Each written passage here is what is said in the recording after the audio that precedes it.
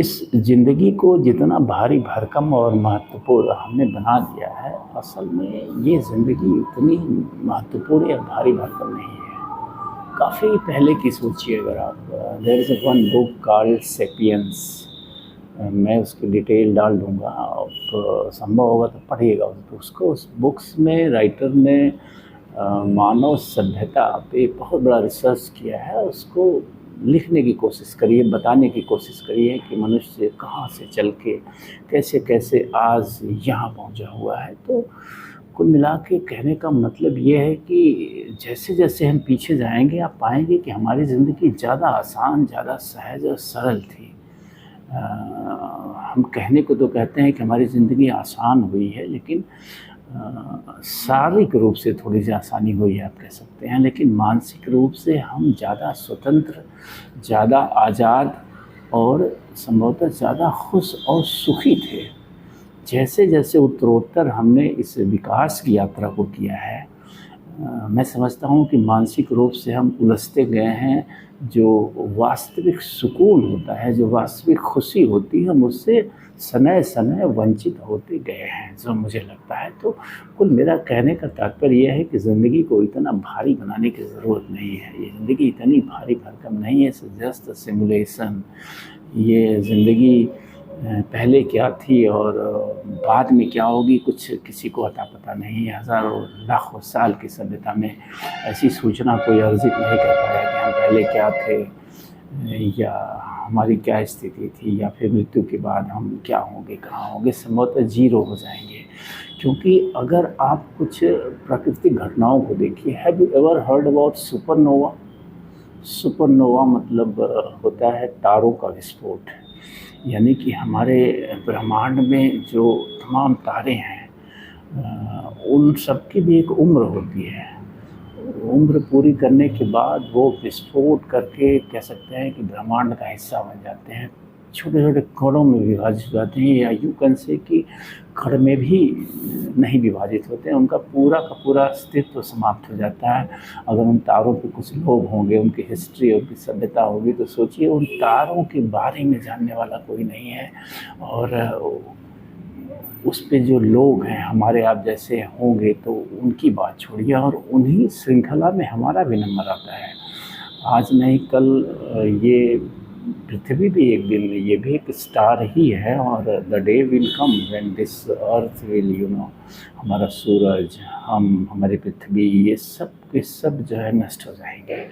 और जिस दिन सोचिए पृथ्वी नष्ट होगी, तो जो जिस अहंकार में हम जी रहे हैं, हम इतिहास बना रहे हैं, हम भूगोल बना रहे हैं, हम इतिहास में अपना नाम दर्ज कर रहे हैं, अरे हमारे पृथ्वी का ही कोई इतिहास दर्ज करने वाला नहीं है, तो हमारा इतिहास कहाँ रहेगा। तो कुल मिला के this life is very simple. Supernova की मैं एक दो घटनाएं आपको बता दूं। जो लेटेस्ट सबसे करीबी सुपरनोवा की घटना रही है, जिसको आँखों से देखा गया है, यानी that incident was visible through naked eye from the earth, वो था आपका केप्लस नाम का सुपरनोवा, जिसको वैज्ञानिकों ने केप्लर नाम दिया है, आप कह सकते हैं। ये 1604 में जो है घटित हुआ था, और ये नंगी आँखों से देखा गया था। उसके ठीक पीछे की एक सुपरनोवा की घटना थी जो 1572 में घटी थी, वो भी विजिबल थी। उसको टाइचोस नाम वैज्ञानिकों ने दिया है। तो कुल कहने का तात्पर्य ये है कि एक बुलबुले सी है ये ज़िंदगी। ये बुलबुला कब सुपरनोवा की तरह जो है फूट जाए, कोई नहीं जानता है। तो मस्त रहने की ज़रूरत है, और ज़िंदगी को पहाड़ा बनाने की ज़रूरत नहीं है, ज़िंदगी को गणित पज़ल बनाने की ज़रूरत नहीं है। अगर एक कहावत है ना कि अगर आपके पास रहने के लिए घर हो, और तन ढकने के लिए वस्त्र हो, खाने के लिए भोजन हो, अगर आपके घर मेहमान आ रहे हैं उनको भी आप खिला सकें, तो बस प्रकृति ने आपको बहुत कुछ दिया है। बहुत ज़्यादा ग्रीड पालने की ज़रूरत नहीं है। ये ग्रीडी लोग हैं जो भाग रहे हैं संसार में बहुत तेज़ी से। ठीक है, सक्सेस होना यानी सफलता की जो परिभाषा को हमने फाइनेंशियली बना दिया है कि वर्ल्डली थिंग्स जो जितना बटोर लेगा, जुटा लेगा, लूट लेगा, वो उतना सक्सेसफुल माना जाएगा। इस परिभाषा से थोड़ा हटके चलने की ज़रूरत है। ये परिभाषा गलत है। ये जिस खुशी आनंद के नाम पे ये सफलता की यात्रा तय करी जा रही है दुनियावी वस्तुओं को अर्जित करने की, कि हम अडानी हो जाएं, हम अंबानी हो जाएं, हम दुनिया के सबसे अमीर हो जाएं, हम शहर के सबसे अमीर हैं, ये लोग सुखी नहीं हैं। इनको आप देखिए ना, इनकी आप ज़िंदगी का अध्ययन करिए ना। जिनके पास अरबों खरबों रुपए है, वो भी कुत्तों की तरह अगर दिन भर दौड़ रहा है और क्या बोलते हैं कि डिप्रेशन की दवाएं खा रहा है, बीपी शुगर की दवाएं खा रहा है, उसे नींद नहीं आ रही है बिना दवा खाए, नींद की दवा खा के या शराब पी के सो रहा है, तो आप कैसे उसे खुश मानेंगे, कैसे आप उसे सुखी मानेंगे? वो एक गलत रास्ता है सफलता का जो असल रास्ता है, सक्सेस का जो असल रास्ता है, वो तो आनंद प्राप्त करना है, ब्लिस। और ये आनंद किसी पैसे से नहीं प्राप्त किया सकता है। ये तो एक मेंटल स्टेट है, ये जीने की एक कला है। उस कला को हमें सीखना पड़ेगा कि वो आनंद कैसे प्राप्त किया जा सकता है। मैंने बार बार कहा है, उसको आप सीखिए।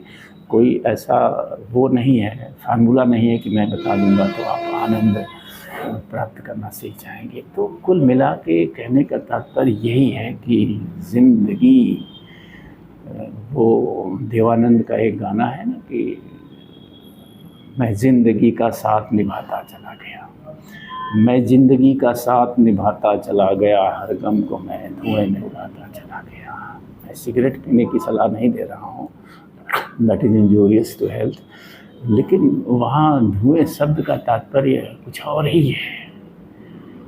ज़िंदगी जिधर ले जा रही है, उसके साथ कदम से कदम और कंधा से कंधा मिला के चलने की ज़रूरत है। खुशियाँ दे रही है, गम दे रही है, परेशानियाँ दे रही है। ज़िंदगी गम कभी देती ही नहीं है। गम और खुशी तो हमारा मेंटल स्टेट है, हम फील करते हैं। मेरा कहने का तात्पर्य है कि ज़िंदगी जिधर जिस गति से ले जा रही है, उस गति से उसका साथ देने की ज़रूरत है। कदम से कदम, कंधा से कंधा और आँखों से आँख मिला के, यही ज़िंदगी है।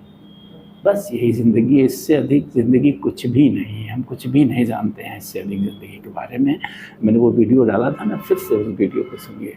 माय गुडनेस, क्या समर्पण है ज़िंदगी के प्रति। एक्सप्रेशंस देखिए, शब्दों का अर्थ तो मैं नहीं समझ पा रहा हूँ कि क्या है, लेकिन जो कुछ भी है वेरी ब्यूटीफुल। तो जस्ट ज़िंदगी को भारी बोझ बना के, ज़िंदगी को गम की गठरी बना के सर पे घूमना बंद करिए। फेंकिए इस गठरी को और देखिए फिर कैसे ज़िंदगी आपको हंसाती है, कैसे ज़िंदगी आपको मुस्कुराना सिखाती है, कैसे आपकी पूरी ज़िंदगी आनंदमय हो जाती है। बस Anand Anand Anand, bliss bliss bliss, यही है ज़िंदगी का फार्मूला और यही है ज़िंदगी। ये जो युद्ध और संग्राम और द्वंद्व चल रहे हैं, बड़े बनने के, छोटे बनने के, सब मूर्खता है। मूर्ख हैं जो इस भीड़ में लड़ रहे हैं। और इन मूर्खों का अंत भी आप देखिए, कुछ कहना नहीं है, आपके सामने ही प्रमाण है। इन सारे मूर्खों का अंत भी आप देखिए ना, और एक आनंद प्राप्त करने वाले का अंत देखिए। आप खोजिए कोई अगर ऐसा है आपके आसपास। कम लोग रह गए हैं, ज़्यादातर लोग इस लड़ाई में ही बिजी हो गए हैं, लेकिन हैं ऐसे लोग जिन्हें कोई फ़र्क नहीं पड़ता, रेस में नहीं है, वो अपनी ज़िंदगी के साथ है। वो ज़िंदगी से आगे नहीं जाना चाहते, वो ज़िंदगी को पछाड़ के किसी गोल को नहीं प्राप्त करना चाहते हैं, बल्कि वो ज़िंदगी के साथ कदम से कदम, कंधा से कंधा और उसकी आँखों में आँख मिला के जो उसके साथ साथ चल रहे हैं। और वही लोग ज़िंदगी का सच्चा आनंद पा रहे हैं, वही ज़िंदगी को सच्चे अर्थ में जी पा रहे हैं। तो आप भी उस ज़िंदगी के सच्चे अर्थ को तलाशिए, समझिए उस सच को। वही सच है ज़िंदगी का। एक आंकड़े के, यूएन के एक आंकड़े के हिसाब से इस दुनिया में हर साल लगभग 6 से 6.5 करोड़ लोग निकल लेते हैं ज़िंदगी से। भारत में तो ये पर डे का आंकड़ा मैं आपको बताऊं अगर, तो ये आंकड़ा है हमारे देश भारत में 25.6 के, यानी हर रोज़ 25,600 लोग जो है इस रेस से निकल लेते हैं, अनेकों कारणों से, बीमारी से, एक्सीडेंट से, स्वाभाविक मौत से। 25,600 हमारे बीच से निकल लेते हैं, वो भी निकलने के पहले तक इस रेस का हिस्सा होते हैं। तो आगे कहने की ज़रूरत नहीं है, आप खुद समझदार हैं। मस्त रहिए, हर गम को धुएं में उड़ा दीजिए, बस ज़िंदगी के साथ चलिए, बस मेरा कहने का मतलब है। गम तो है ही नहीं, गम तो एक भ्रामक मानसिक अवस्था है, इससे अधिक कुछ नहीं है। गम, तकलीफ़, परेशानी एक मानसिक अवस्था है जिसको हमने पैदा किया है।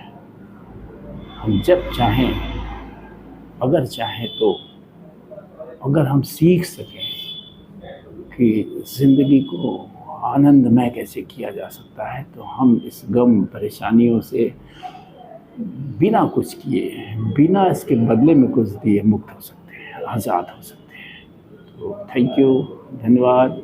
फिर मिलेंगे ऐसी कुछ बातों के साथ, ऐसे कुछ अनुभवों के साथ जो मुझे समय समय से होते रहेंगे या रहते हैं।